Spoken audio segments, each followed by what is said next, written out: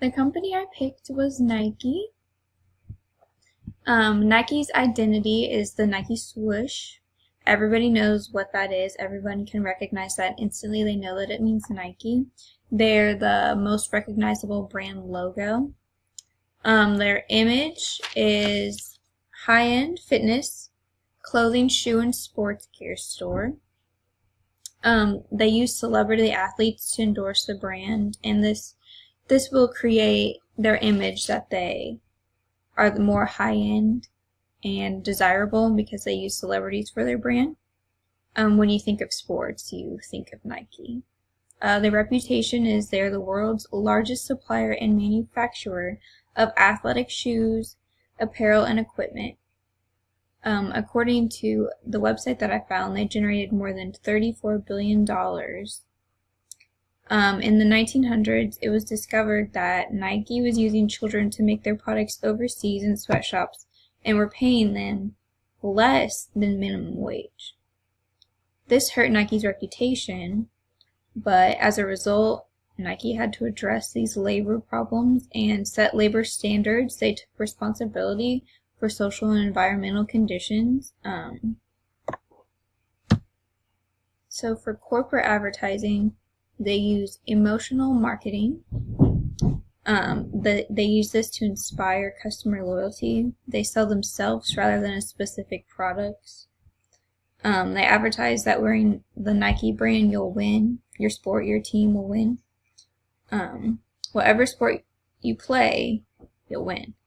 Lately, a lot of their new ads are using the sports are for everyone, so they're using all different races, genders, all different ethnicities, like in this picture.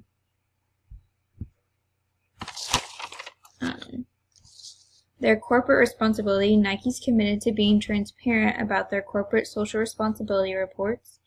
In 2006, they were in the world's top 10 Sustainability Global Reporters program. And because of, after their reputation with the child labor, they created the position of vice president for corporate responsibility after their reputation was ruined. Nike's committed, like I said, to being transparent about their social responsibility reports. In 2006, they were in the world's top 10. Nike issued a corporate responsibility report in 2001 on its social and environmental performance. In April of 2005, they announced that they would be disclose every contract factory worldwide where its products are made. Their media relations, Nike actually communicates really openly. After their, in like the 1900s with the whole child labor, they didn't communicate openly. They actually denied that that was going on. And so now they've learned from their mistakes and they communicate openly. They're a lot more open, like I said, with their information than they were in the past. And then their ties to the legislators. In 2012, Nike spent thousands of dollars to lobby legislators on a special tax deal. The company was trying to convince Oregon's governor to hold a legislative session where lawmakers would give Nike a tax deal. And the lawmakers approved this bill.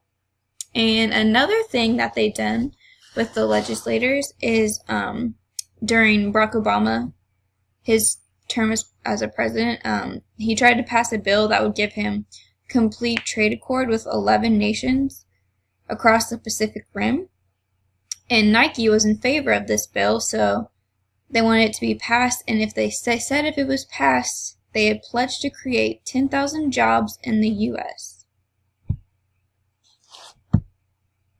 And their social media presence, they use like Facebook, Twitter, Instagram, Pinterest, YouTube. They use these social media to connect with the customers all across the world. They're very active on their social media sites and put out not exactly advertisements, but they let the social media be their way of marketing. They use, like I said, use social media to market their products, but they focus on the athletes and sports themselves rather than the actual products.